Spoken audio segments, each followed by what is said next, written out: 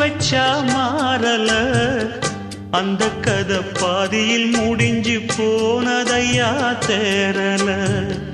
பச்சை மண்ணு ஒன்னால பல பழி சுமந்தா தன்னால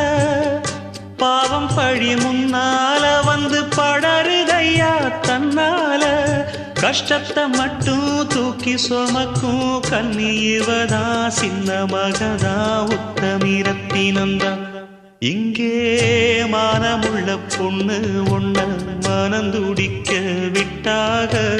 மறுதலிக்க வச்சாக